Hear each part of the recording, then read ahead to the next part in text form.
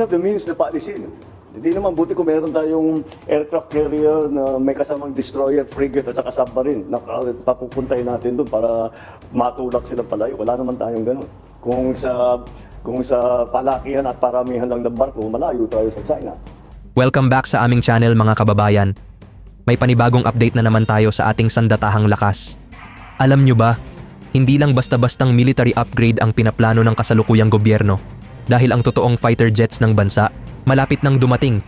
Hindi na tayo puro second hand at trainer jets lang dahil seryoso na ang gobyerno sa pagpapalakas ng ating depensa. Ang tanong, ano nga ba itong bagong armas na darating at paano ito makakatulong sa ating seguridad laban sa China? Ito na nga, mismong si Pangulong Ferdinand Marcos Jr. na ang nagsabi na hindi natin kayang basta-bastang paalisin ang China sa ating teritoryo. Wala tayong aircraft carrier o malalaking warships na pwedeng ipantapat sa kanila o ipantaboy sa kanilang mga barko, lalo na sa kanilang warships. Pero hindi ibig sabihin nito na hahayaan na lamang ng ating mga tropa ang patuloy na panghihimasok ng China sa ating territorial waters. Dahil habang patuloy ang agresibong hakbang ng China, patuloy naman ang pagpapalakas natin sa ating sandatahang lakas. At bahagi nito ang pagbili ng mas advanced at state-of-the-art na arms ng ating gobyerno. Sa katunayan, hindi lang basta patrol ships o Coast Guard vessels ang darating, kundi totoong fighter jets at advanced weapon systems na kayang lumaban sa China. Pero bago natin pag-usapan niyan, ito na nga.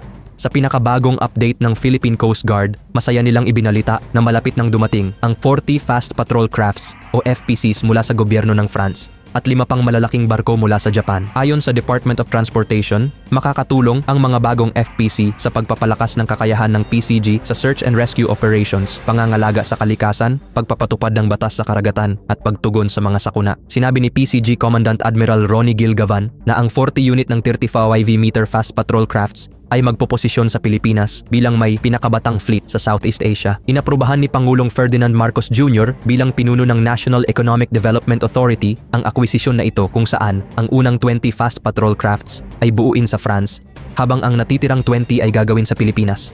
Ayon kay Gavan, ang 25.8 bilyong piso official development assistance mula sa France ay ang pinakamalaking single purchase sa kasaysayan ng PCG modernization. Sa karagdagang 40-30 5-meter Fast Patrol Crafts, halos 4 na beses ang itataas at ilalakas ng kasalukuyang fleet ng PCG pagsapit ng 2026. Sinabi rin ni Commandant Gavan na ang mga fast patrol crafts ay gagamitin laban sa maritime crimes gaya ng smuggling, drug trafficking, piracy at illegal fishing. Idinagdag niya na ito rin ay ide-deploy para sa pagtugon sa mga issue sa West Philippine Sea, gayon din sa search and rescue, surveillance operations at maritime protection. Pero teka, hindi lang ito ang hakbang ng ating gobyerno para tiyakin ang seguridad ng bansa.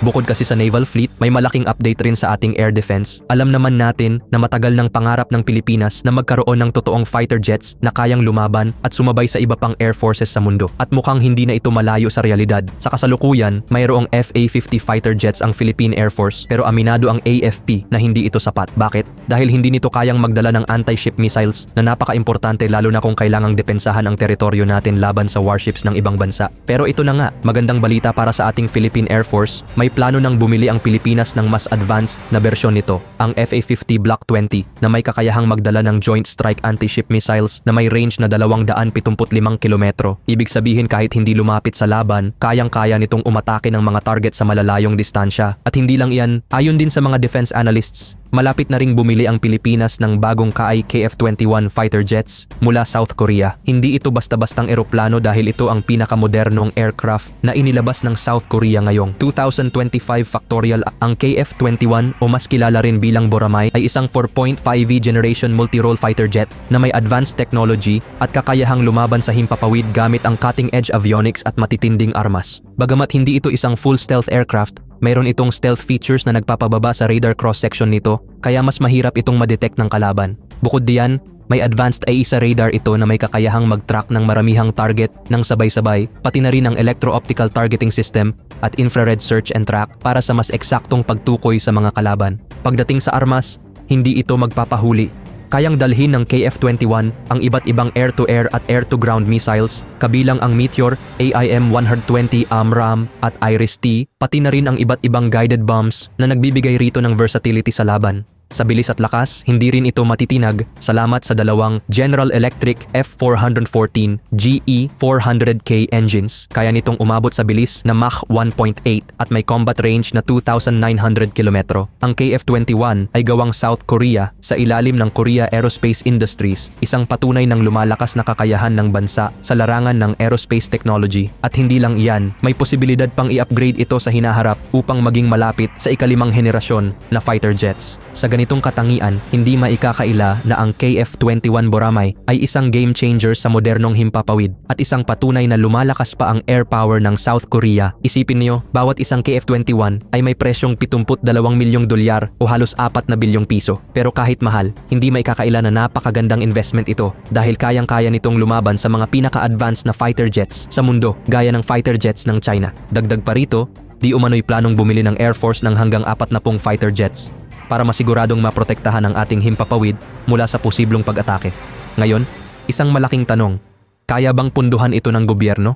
Aabot sa 300 hanggang 400 bilyong piso ang kailangang budget, pero kung seryoso ang Pilipinas sa modernisasyon at pagpapalakas ng ating puwersa, tiyak naman na walang imposible. Kung ang Air Force ay may bagong fighter jets, hindi rin magpapahuli ang Philippine Marines pagdating sa matitinding armas. Matagal nang pinag-uusapan ang pagbili ng Spider SR Air Defense System mula Israel at mukhang ito na ang magiging susunod na malaking deal. Ang Spider SR ay isang highly advanced air defense system na kayang pabagsakin ang mga fighter jets, drones, at missiles na susubukang umatake sa ating teritoryo. Pero may isa pang contender, ang KM-SAM Cheolmai 2 ng South Korea na halos kapareho ng kakayahan ng Spider. Alin man ang mapili, paniguradong magiging malaking game changer ito para sa Pilipinas. Dahil kung may BrahMos missile system na tayong kayang pabagsakin ang warships, kailangan din natin ng air defense system para protektahan ang ating missile bases mula sa himpapawid. Samantala, sa iba pang balita, habang patuloy ang modernisasyon natin sa ating sandatahang lakas, patuloy rin ang agresibong galaw ng China sa West Philippine Sea.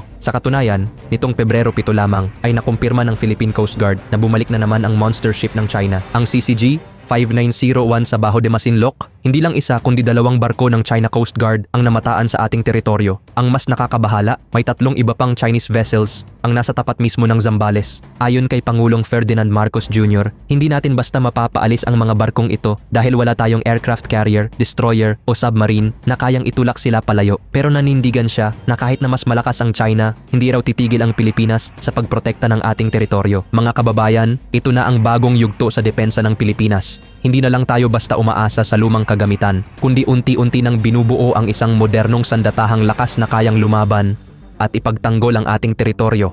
Kung ang China ay patuloy sa pagpasok sa ating karagatan, hindi tayo dapat magpatalo. Oras na para ipakita sa mundo na ang Pilipinas ay isang bansang handang lumaban para sa kanyang kalayaan at soberanya. Ano sa tingin nyo? Sang-ayon ba kayo na bilisan na ang pagbili ng mga bagong fighter jets at defense systems? I-comment nyo sa baba at huwag kalimutang i-like at i-share ang video na ito para mas maraming Pilipino ang maging aware. Hanggang sa susunod na update, maraming salamat sa panonood.